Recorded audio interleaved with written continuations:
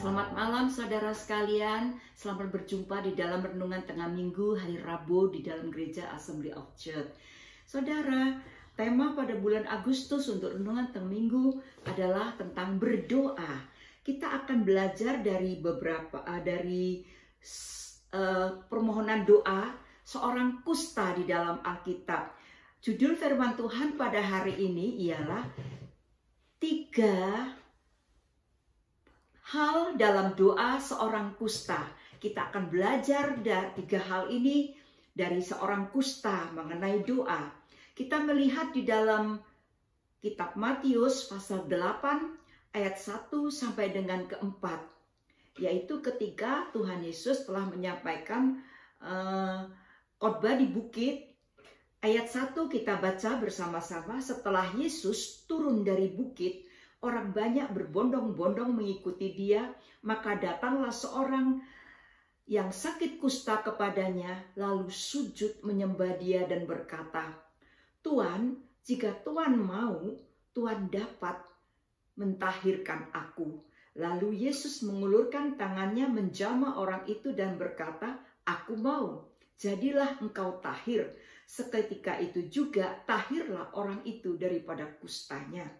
Lalu Yesus berkata kepadanya, "Ingatlah, jangan engkau beritahukan hal ini kepada siapapun, tetapi pergilah, perlihatkanlah dirimu kepada imam, dan persembahkanlah persembahan yang diperintahkan Musa sebagai bukti bagi mereka, yaitu bukti bahwa dia sudah sembuh secara sah menurut hukum orang Yahudi, hukum Taurat, dia sudah boleh kembali ke masyarakat." Saudara sekalian, ada 3 hal dalam doa si kusta ini yang perlu kita simak dan kita renungkan.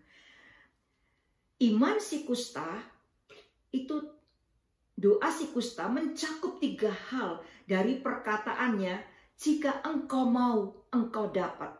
Dia bersujud menyembah Tuhan dan berkata, "Tuhan, jika engkau mau, engkau dapat menyembuhkan aku, mentahirkan aku dari sakit kusta ini."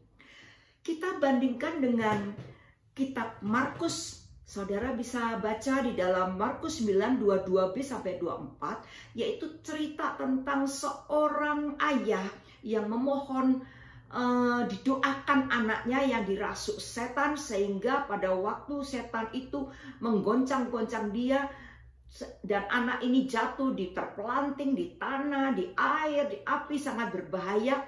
Lalu dia memohon kepada murid-murid Yesus, karena waktu itu Yesus ada di atas gunung bersama-sama dengan 3 muridnya. Tetapi murid-murid Yesus yang di bawah gunung itu tidak bisa mengusir setan itu. Lalu Yesus turun. Waktu Yesus turun, bapak tua ini memohon kepadanya supaya dia menyembuhkan anaknya. Dia berkata bahwa, "Tuhan, jika engkau dapat berbuat sesuatu," dia berkata kepada Tuhan Yesus, "jika engkau dapat berbuat sesuatu, tolonglah kami dan kasihani kami." Jawab Yesus di ayat 23, "Katamu, jika engkau dapat, tidak ada yang mustahil bagi orang percaya." Nah, saudara sekalian, segera ayah orang itu berteriak, segera ayah anak itu berteriak, "Tuhan, aku percaya, tolonglah aku yang tidak percaya ini." Dia berkata kepada Tuhan, "Jika engkau dapat, tolonglah aku."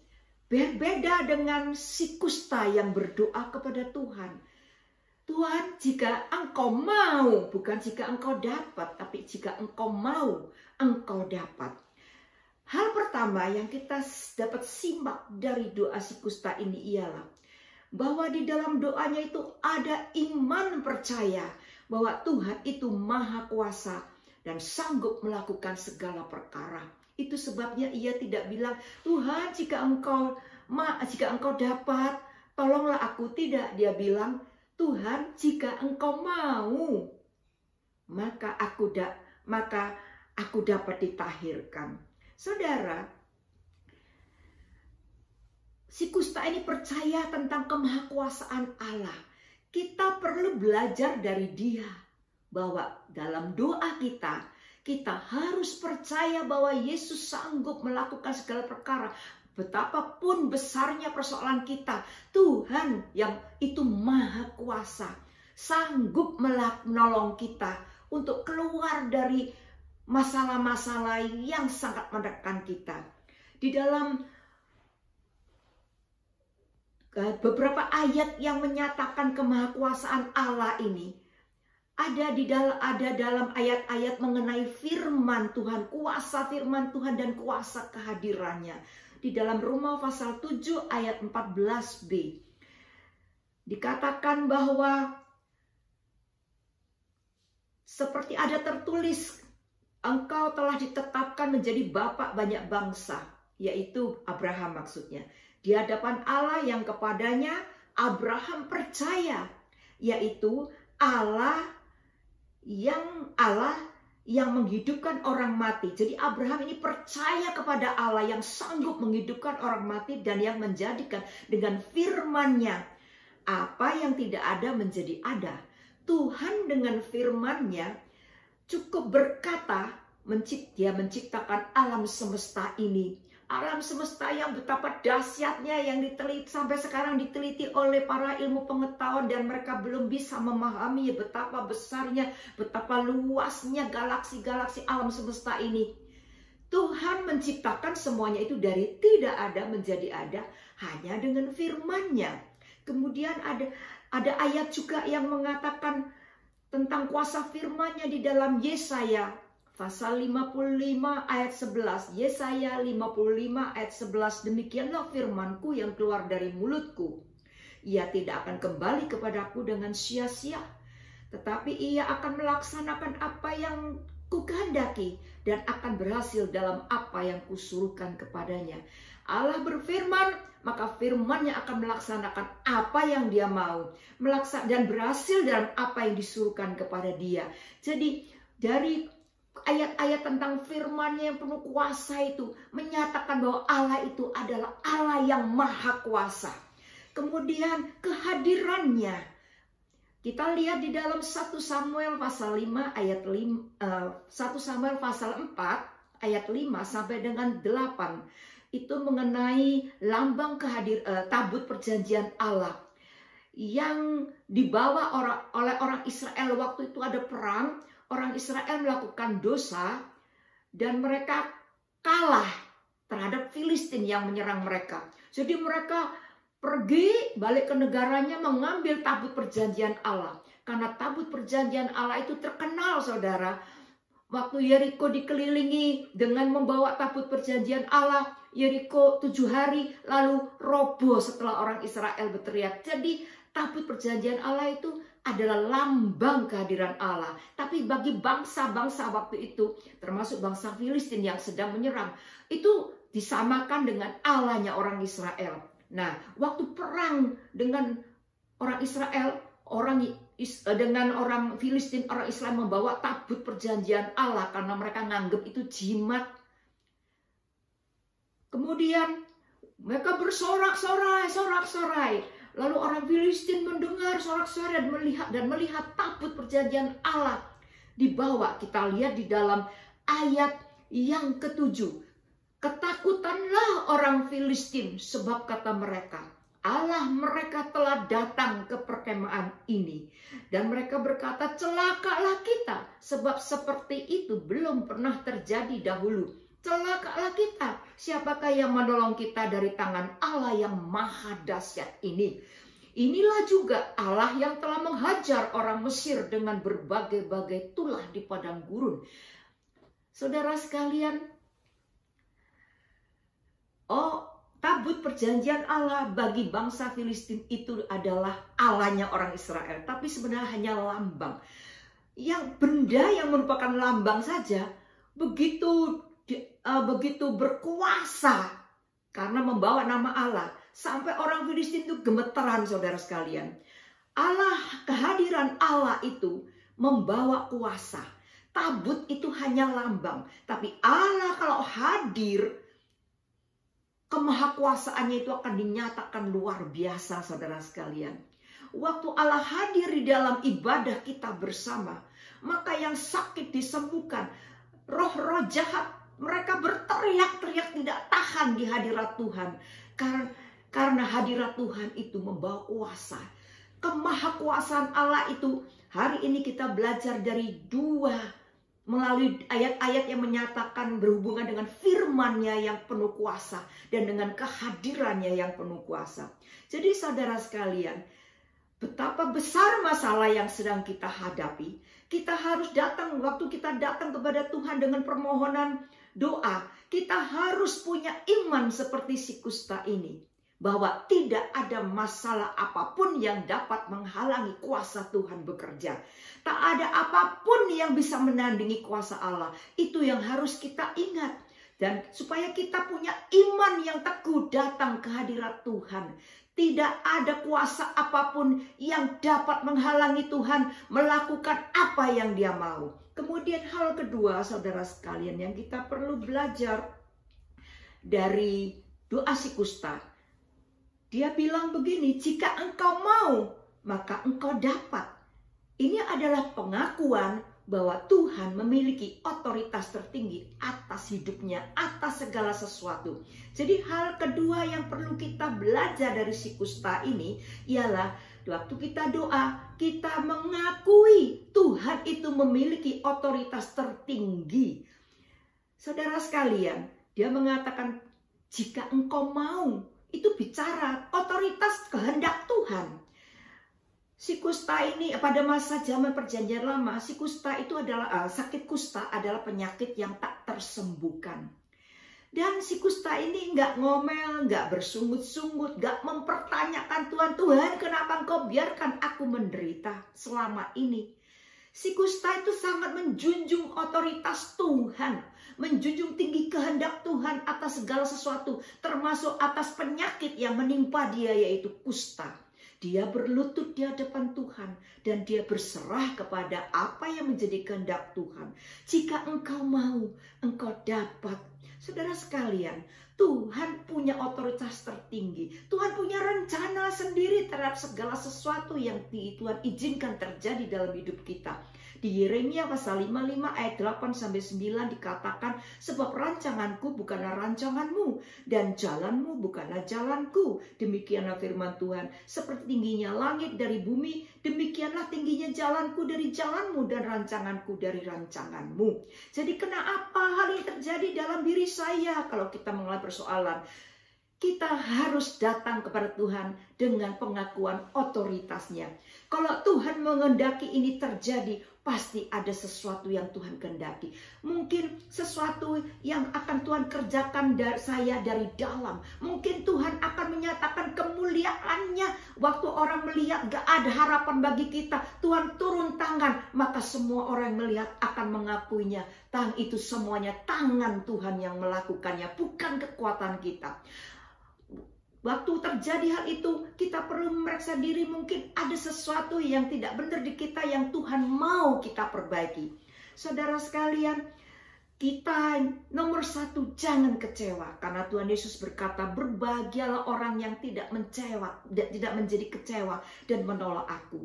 Ada satu kesaksian, istrinya pernah datang di gereja kami, tapi sesudah suaminya meninggal. Nah, suaminya ini dulu adalah anak sekolah minggu yang setia, kemudian dia terhilang, lalu dia sudah meninggalkan Tuhan dan dia menyembah Allah lain. Nah, pada suatu ketika dia divonis oleh dokter, umurnya sudah tinggal 3 bulan, kanker, tidak bisa tertolong lagi. Lalu seorang jemaat kita datang kepada dia, temannya itu, lalu membawa dia kembali ke Tuhan. Kemudian waktu Pak Herman datang mengunjungi dia, orang-orang berkata kepada dia, kenapa kamu ikut-ikut gereja? Kamu ikut gereja buktinya kamu nggak sembuh. Dia berkata demikian, saudara sekalian. Dia mengatakan, aku jadi begini itu karena kesalahanku sendiri meninggalkan Tuhan. Dia bilang begitu. Waktu Pak Herman datang mengunjungi dia bilang gini, saya sudah bereskan dengan Tuhan. Saya siap untuk bertemu dengan Tuhan. Saudara sekalian, berbahagialah orang yang tidak kecewa dan menolak Yesus. Orang ini meninggal dan dia bertemu dengan Tuhan. Berhidup kekal bersama-sama dengan dia. Istrinya datang ke gereja setia membawa anaknya. Saudara, firman Tuhan mengatakan di Roma 8:28-29 bahwa Tuhan turut bekerja dalam segala sesuatu untuk mendatangkan kebaikan bagi mereka yang mengasihi Dia, yaitu bagi mereka yang terpanggil sesuai dengan rencana Allah. Jadi Tuhan bekerja melalui sakit ini sehingga orang ini yang jiwanya sudah terhilang diselamatkan kembali karena sakitnya ini. Dia jiwanya sudah selamat, sekalipun dia sudah mati, tapi dia hidup kekal bersama-sama dengan Tuhan. Jadi saudara sekalian, apapun terjadi dalam kehidupan kita, jangan kecewa, tapi tetap setia ikut Tuhan. Dan rancangan Tuhan yang indah itu akan terlaksana dalam hidup kita. Bapak ini, istrinya datang setia kepada ke gereja. Anak-anaknya juga didoakan untuk datang kembali kepada Tuhan. Untuk percaya kepada Tuhan dan diselamatkan jiwanya. Jadi saudara sekalian, dalam doa si kusta itu ada 3 hal. Hal pertama, percaya. Berdoa dengan percaya, dengan iman percaya bahwa Tuhan itu maha kuasa, nggak ada sesuatu yang bisa menghalangi kekuatan kuasanya. Bahwa Tuhan mempunyai otoritas atas kehendaknya. Apa yang dia mau, kita ikuti kehendaknya. Tuhan punya otoritas dan Tuhan punya maksud yang indah untuk itu. Kemudian yang ketiga, merendahkan diri di hadapan Tuhan, memohon belas kasihan akan kelemahan dan penderitaannya. Si kusta ini menyembah, berlutut menyembah, merendahkan diri. Jika engkau mau, engkau dapat. Tapi dia datang, dia mohon belas kasihannya. Jika engkau mau, engkau dapat, ya tolong memohon belas kasihannya untuk penderitaan dia. Saudara sekalian, zaman dulu orang kusta itu kalau tidak boleh hidup di dalam masyarakat, dikucilkan. Dan dia harus pakai baju compang-camping. Dia dianggap orang berdosa, najis. Dan kalau dia jalan di padang lalu ada orang di luar, ada orang yang sedang berjalan dari jauh gitu, dia harus berteriak, najis, najis. Orang dari jauh tahu, ada kusta, langsung pergi. Kalau dia salah masuk ke kampung, orang-orang kampung pun melempari dia dengan batu, ngusir dia. Jadi sudah nggak dianggap manusia, saudara sekalian. Si kusta ini mempunyai penderitaan. Tapi dia mohon belas kasihan Tuhan untuk melepaskan dia dari keadaan seperti itu. Tapi dia tetap merendahkan diri dan mengakui otoritas Tuhan. Saudara, Tuhan, jadi dia mengatakan tuh, jika engkau mau Tuhan, engkau dapat menyembuhkan aku, mentahirkan aku. Tuhan bukan cuma bilang, aku mau. Tapi Tuhan menjamah tubuh orang itu yang dianggap najis pada masa itu. Menjamah tubuh orang itu dan orang itu sembuh. Saudara sekalian, waktu kita datang kepada Tuhan, kita perlu merendahkan diri serendah-rendahnya di hadapan Tuhan. Karena siapakah kita? Segala kemampuan dan kebisaan kita, harta kita nggak ada gunanya di hadapan Tuhan. Oleh sebab itu kita perlu merendahkan diri serendah-rendahnya di hadapan Tuhan. Saudara, ada beberapa jemaat yang mengalami masalah dalam visa sehingga terjadi masalah sewaktu-waktu dia bisa disuruh pulang. Saya anjurkan, rendahkan dirimu serendah-rendahnya di hadapan Tuhan. Jangan mengandalkan solicitor, jangan mengandalkan kekuatan sendiri, kepintaran orang. Rendahkan dirimu serendah-rendahnya di hadapan Tuhan sampai nempel sama tanah. Kalau udah rendahkan diri sampai nempel sama tanah, kamu nggak bisa direndahkan lagi karena sudah serendah-rendahnya. Mohon belas kasihan Tuhan. Dan beberapa saudara terjadi mujizat dan mereka bisa tertolong dalam visanya. Dan mereka tinggal di Australia ini sudah besar anak-anaknya. Saudara sekalian, marilah kita datang kepada Tuhan. Dan seperti si kusta ini, apapun yang terjadi dalam hidup kita, datanglah dengan permohonan seperti yang dia naikkan, yaitu iman percaya akan kuasa Tuhan yang tak dapat dihalangi siapapun juga. Jika Tuhan mau, siapapun tak bisa membendung dia. Serahkan diri kita, hidup kita sepenuhnya kepada kehendak Tuhan. Karena kehendak Tuhan adalah rancangan yang indah bagi kita. Mungkin hasilnya tidak seperti yang kita mau, tapi pasti itu membawa kebaikan bagi kita, kehidupan kita, dan keluarga kita. Saudara sekalian, kita tundukkan diri kepada otoritas Tuhan dan rendahkan diri, mohon belas kasihannya. Karena kita ini kalau masih bisa bernafas karena belas kasihan Tuhan. Saudara, kita nggak bisa menuntut Tuhan ini itu. Seperti Tuhan tuh jimat di tangan kita, kita mau apa?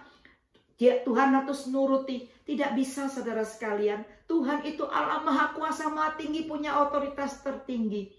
Kita ini hidup dalam masa anugerah. Kita kadang-kadang merasa bahwa Tuhan tolong kita, itu kewajiban Tuhan. Tidak, saudara sekalian. Tidak, di dalam Tuhan tolong kita itu karena belas kasihannya. Oleh sebab itu mari kita datang kepada Dia dengan memohon belas kasihannya, mengakui otoritasnya, biarlah kehendaknya yang jadi. Dan gak ada yang bisa menghalangi Tuhan. Dan kita tetap setia ikut Dia. Jangan kecewa, tetap ikut setia. Kita akan melihat kesudahannya. Karena firman Tuhan mengatakan di dalam Filipi bahwa Dia yang memulai sesuatu yang baik di antara kita, yaitu datang menyelamatkan jiwa kita. Dia memulai sesuatu yang baik dalam kehidupan kita. Dia tidak akan berhenti sampai terlaksana rencananya. Biarlah kita kerjasama dengan Tuhan. Kita setia ikut Tuhan. Setia untuk memohon kepada Dia. Setia tetap merendahkan diri di hadapannya. Mari kita berdoa bersama-sama. Bapa di surga, kami mengucap syukur ya Tuhan atas rahasia firman-Mu ya Tuhan.